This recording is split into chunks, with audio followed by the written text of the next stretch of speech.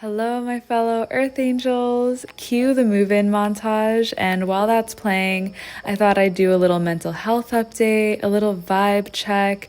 One of the most empowering things in my life lately has been returning everything to a space of neutrality and unconditional acceptance. I have been feeling so empowered by not labeling any of my feelings as good or bad, knowing how much each feeling is supporting my evolution, teaching me how I want to show up differently, or teaching me my boundaries or needs in this life. And I feel like I have this little buffer of neutrality all around me, so by the time something lands in my field, I am so much more objectively witnessing it, and it feels really liberating. It's like always an option to bring stories and bring fear narratives to that place. We hear so much about mental wellness, and I've been talking to my therapist about this a lot. What it actually looks like in practice really isn't not having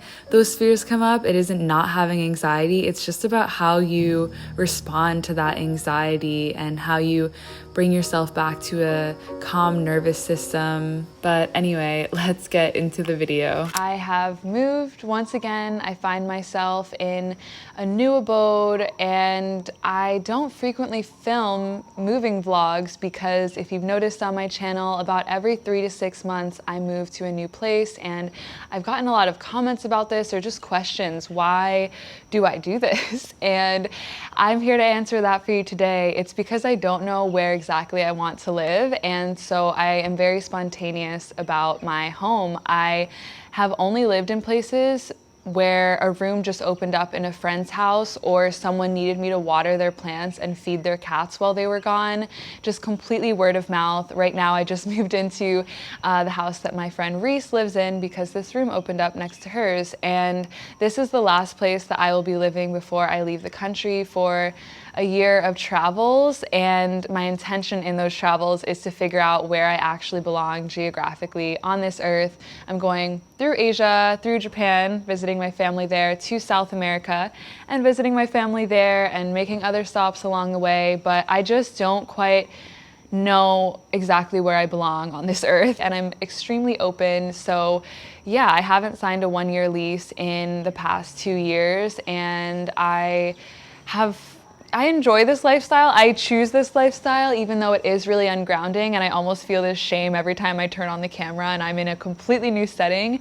And the truth is, it's not actually ungrounding to me emotionally or spiritually, just physically. Packing up all my things and then unpacking them again is a little chaotic. My dream is to have a home with wooden floors and a farmette and a place where my sewing machine can just stay put and all of my art supplies. But I really love Washington, and that feels like there's something there, and that's why I was just visiting. But for now, I just wanted to say hello from my new home and my last home here, and I'm eating really yummy coconut Thai curry noodles that I made for breakfast. It's like 8 a.m.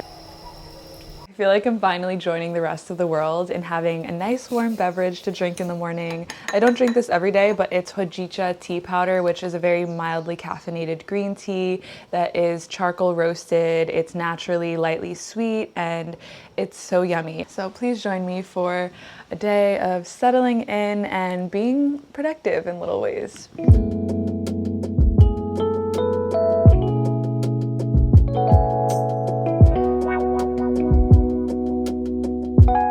This is all the clothes that I'm going to photograph and sell in the next month. It's a lot, so I'm gonna take my time with it, but I'm starting today. And I do have a palm tree growing inside of my house. I think they're gonna move them out because they're super tall, but yeah, I have a lot of really beautiful, gently worn pieces that I just don't wear enough, or that I literally only wore once, so I'm excited for them to find new homes.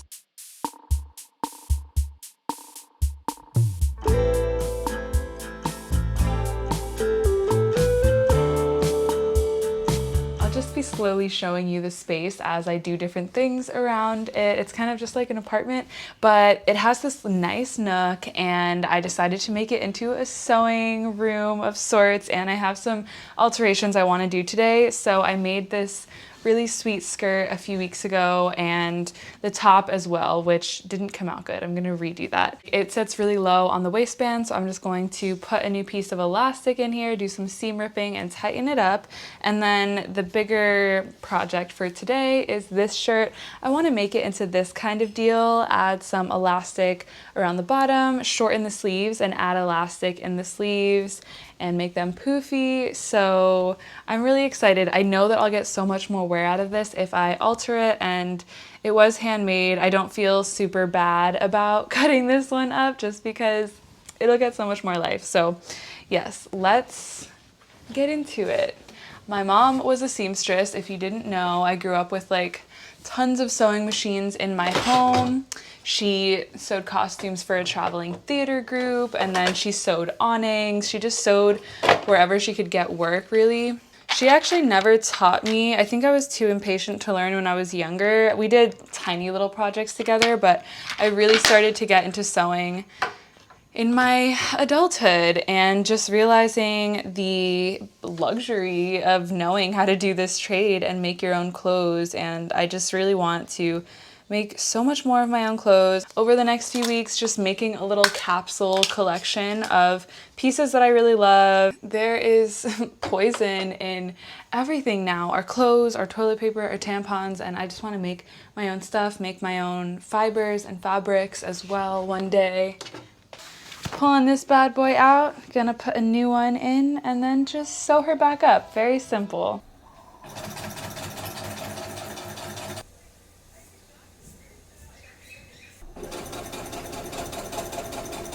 Ok, mira esta camisa. No es perfecta, pero me encanta mucho. It came out exactly as I was expecting, and I adore it. And this is another skirt that I made last week. This has French seams. It's a little bit nicer because it was like my 5th project back in the door. This really makes me feel like I should be in a telenovela. Like, ¿qué te pasa, chico? Or I think that's too rough. It'd be more like, ¿qué hiciste con ella? No puedo mirarte, pero dime. And then someone gets poisoned at some point. And here's the other skirt. These have just been really big staples for me because they just go with everything. They look great with a nice cropped blouse. They look great with a sweater or a t-shirt over. And I really like this color blocked one. More of the earthy tones. And this top that I'm wearing is by the Hemp Temple. So just a nice hemp top.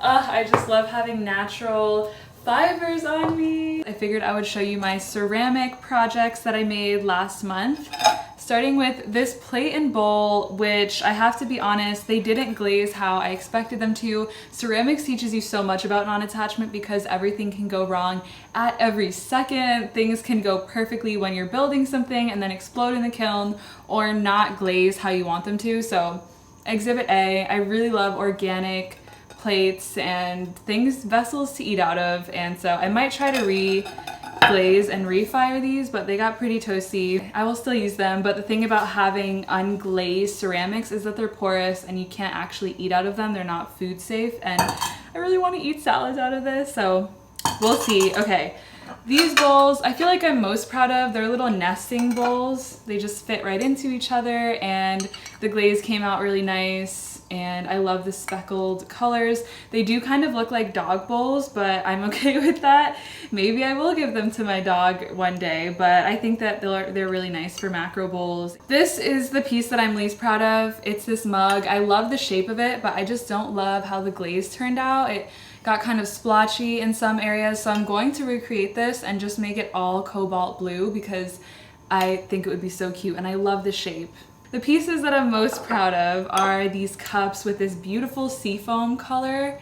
I mean, these are so fun to hold, and everything that I just showed you was hand built, and these pieces were on the wheel, which I'm still building a relationship with, but I think that these came out really nice. This shallower bowl for rice, and this other more shallow bowl for some guac or something, and this is a whole little seafoam set that I love. I made these candle holders. Yes, I decided that I want to be a multidisciplinary artist as inspired by my friend Reese and just do all the creative projects that I love and enjoy just for myself. I have no inhibitions, and so I'm excited to just keep diving into ceramics and all the forms of creation that are literally just a meditation. And I personally have been addicted to creating new forms of art, or just any form of art, even journaling more than ever, because I feel like you really have to be honest with yourself when you're making art. There's just you and the craft. You're really needing to sift through everything to get to the art that wants to actually come out, and it's a really beautiful process. And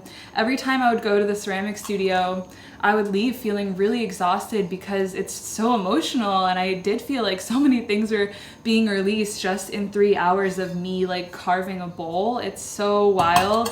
Somehow it's 5 p.m. already and I've been up for 12 hours at this point, but I really want to go for a walk, so I'm going to go for like a 2-hour round trip walk, stop by this river and have a nice dip, a little moment with myself. Apologies for the poor production quality today. I really want to be a lot more intentional with what I film, but at the same time I just like to keep it real, so we're finding that balance.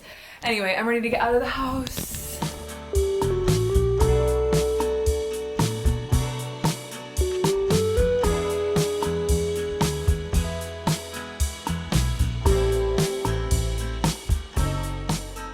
What is it about putting a face mask on that makes you feel like you're getting on top of your life? I don't know, but it works, and I really do enjoy this most external form of self-care. I think it's really good to have a balance of working on the internal stuff, but also just do a face mask every now and then, exfoliate your body, massage yourself with oils. It is that full spectrum healing. And I finally made the switch from abrasive, damaging, dehydrating towels to soft cotton scarves for my hair, and it feels really nice. I really feel a difference, and you guys have been telling me for years, don't use towels to dry your hair, and I've now switched over to using these scarves as towels for my body, and I just love it. I just love soft things on my person. I've been massaging my hair follicles every day with a brush, and it's pretty heavenly. I think it's better to do it upside down so that anything in your scalp can fall off. But I'm going to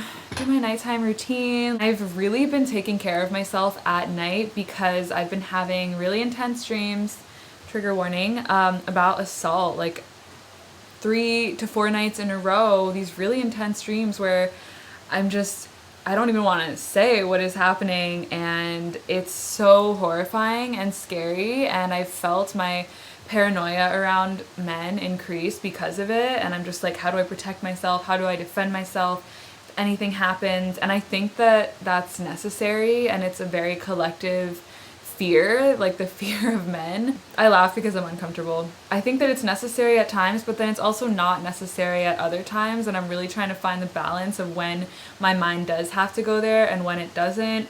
But regardless, I have been really taking care of myself at night, burning incense, listening to mantras, dancing, just feeling my body and filling every cell with love and trust and speaking my safety out loud. But I just feel like we're so brave for all the death and grief that we have to go through, starting from the first day that we bleed as yoni owners, to exist in this world and liberate ourselves and be free in our sexuality and in our embodiment and in the clothes that we choose to wear, regardless of all the shame and the sexism and all the projections.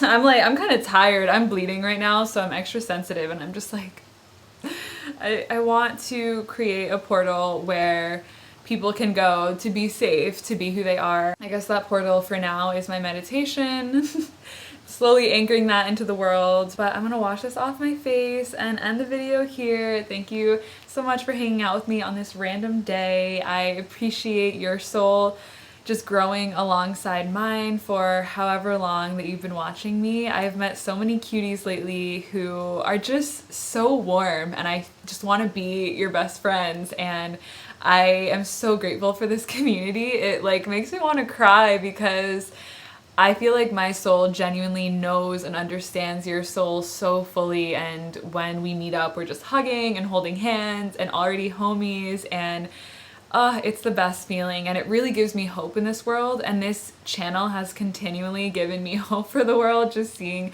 the people that are connected through this platform is really beautiful. It's a pillar of light. So thank you so much for being here and spending time with me once again. I hope you can take some deep belly breaths into trust, into safety, into love until I see you next.